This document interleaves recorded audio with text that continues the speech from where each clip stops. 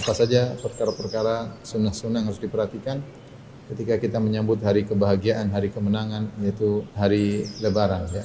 Di antara bentuk senang-senang hari Lebaran memakai baju yang bagus, pakai minyak wangi. Dan di antara bentuk memuliakan tamu adalah kita pakai baju yang bagus. Ya. Bukan tamu datang kita pakai kaos oblong, kemudian robek kanan, robek kiri. Enggak, kita jamu tamu dengan pakaian yang bagus, menunjukkan kita menghormatinya. Ya. Kemudian di antara yang disunahkan juga menyambut Lebaran adalah mandi ketika hari Lebaran sebelum pergi menuju lapangan untuk sholat. Kemudian juga diriwayatkan dari Sa'id ibn Musayyib, dari sahabat Ibn Umar, sekarang Sa'id ibn Musayyib, seorang tabi'in. Dia pernah berkata, sunnatul fitr salasun, bahwasanya sunnah yang berkaitan dengan Idul Fitri ada 3. Al-masyu ilal musalli, berjalan menuju lapangan. Al-akal qabla al-khuruj, makan sebelum keluar menuju lapangan untuk salat.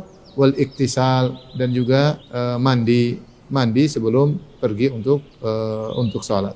Kemudian di antara sunnah berkaitan dengan Idul Fitr adalah menyegerakan makan sebelum berangkat menuju salat Id. Dari Anas bin Malik radhiyallahu anhu, qala kana Rasulullah sallallahu alaihi wasallam la yaghdu yaumal fitri hatta ya'kula tamaratin wa ya'kuluhunna witran. Kata Anas radhiyallahu anhu adalah Rasulullah sallallahu alaihi wasallam tidaklah keluar untuk salat Id sampai beliau makan beberapa butir korma, dan beliau makan ganjil ya. 1 boleh, 3 boleh, 7 boleh, 31 juga boleh ya. Ganjil, yang penting ganjil ya.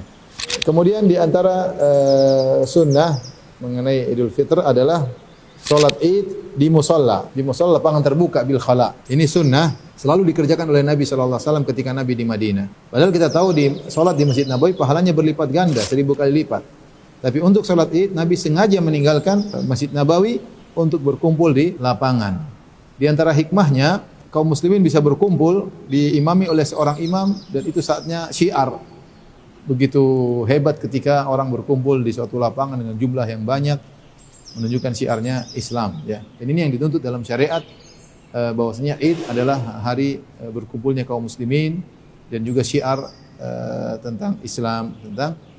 Makanya Rasulullah SAW menyuruh ibu-ibu juga keluar, bahkan wanita haid juga suruh ikut. Tidak lain untuk melihat keramaian ya.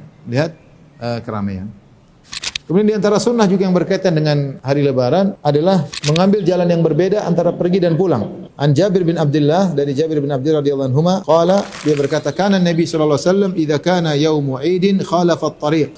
Adalah Nabi sallallahu alaihi wasallam kalau hari Lebaran beliau merubah lokasi jalan. Hadis riwayat Al-Bukhari. Di antara sunnah pada hari Lebaran adalah bertakbir. Untuk Idul Fitr, takbirnya dimulai dari malam Lebaran, dari terbenam matahari. Allah berfirman, "Walitukabbirullaha 'ala ma hadakum wa la'allakum tashkurun." Ya. Agar kalian bertakbir ya, setelah Ramadan selesai, kalian disuruh bertakbir ya atas apa hidayah yang Allah berikan kepada kalian, bersyukur diberi hidayah, bisa puasa, bisa mengisi hari-hari puasa, hari Ramadan, bisa salat malam, bisa bersedekah, banyak hal yang disyukuri, sehingga bertakbir begitu matahari tenggelam di malam takbiran atau malam Lebaran, malam Idul Fitr, maka dianjurkan untuk bertakbir.